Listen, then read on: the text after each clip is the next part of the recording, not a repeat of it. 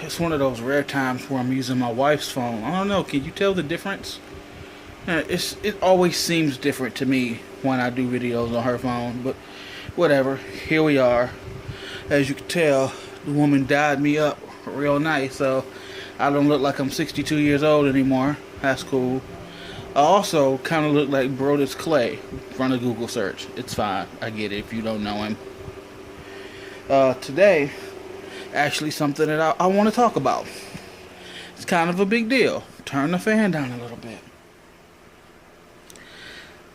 I've noticed within myself that every day, maybe a dozen or two times a day, I ask my mom, "How you doing?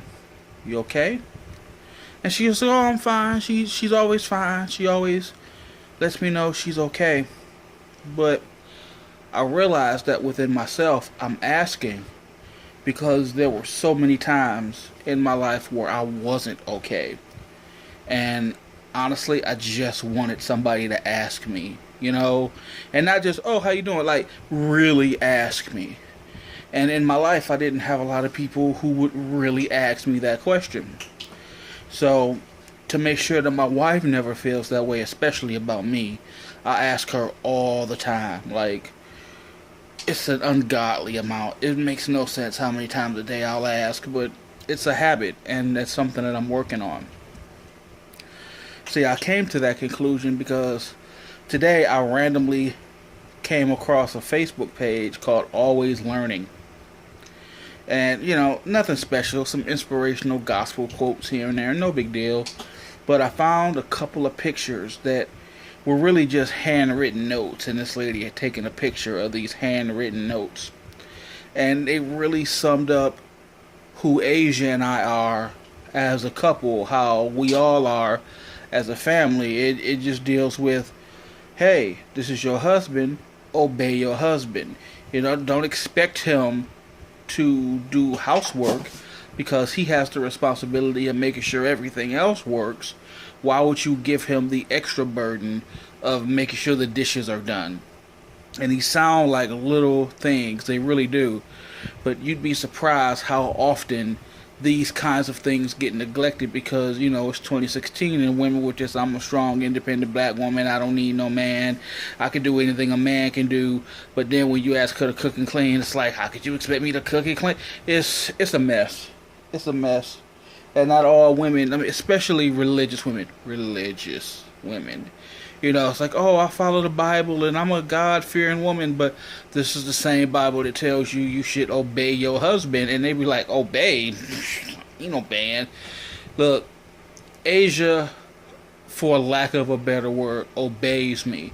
Not because the book says so, not because, she feels this obligation. She just wants to.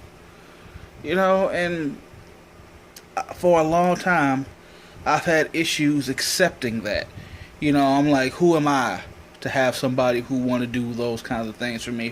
What have I done to deserve this? And honestly, I've never been with anybody who did that. So I kind of dug it into my head and compounded by the fact that I had these failed relationships over the years that I didn't deserve that.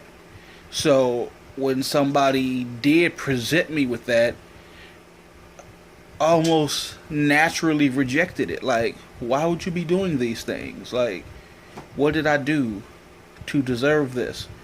And now, just today, oddly enough, just today, I came to the realization that it wasn't that I didn't deserve that. It was that I was wasting my time with people who didn't deserve me. And I know that sounds real conceited, but I remember being a kid. And when I say kid, like 18, 19, and I always thought to myself, I'll be a really good husband. I think I'm a good husband because, I don't go out with the boys, I don't drink, I don't smoke, well, okay, I drink sometimes. But with my family, yeah, I don't smoke, but we do edibles, but it's been months.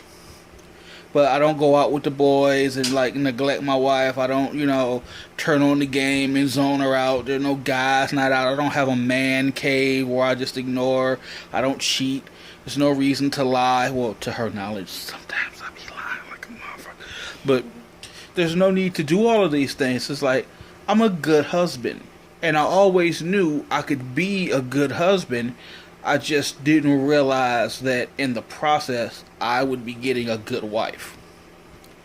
So I'm happy to report that today, that is an obstacle I've finally been able to overcome.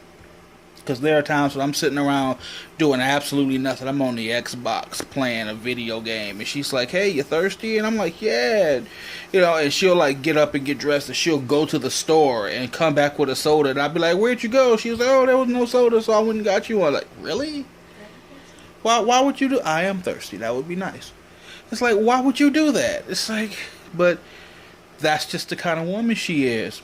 Because in my head, I imagine that Asia was the type of person who used to say, I'd be a really good wife if somebody let me be.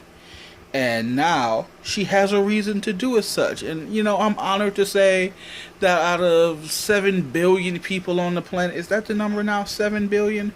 Out of all the people on the planet, out of all the places she could have ended up, out of all the people who were interested in her, she decided to be with me. Not that I tricked her. I used to feel that way too, like I had tricked her, like I had coerced her somehow. And look, I'll be honest, I used to be really manipulative, especially when I was sick. I felt like I had tricked her. But now I can say with some certainty that I didn't trick her. There was no convolution here. There's no grand conspiracy. My wife chose me.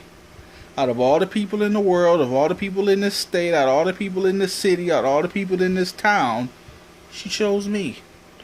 And now, after 3.5 years of marriage, after 8 years of dealing with her crap, I think I'm finally at a point where I'm ready to accept it. Look at that. That's my baby. Look, I just mentioned thirsty in a conversation. And what happened?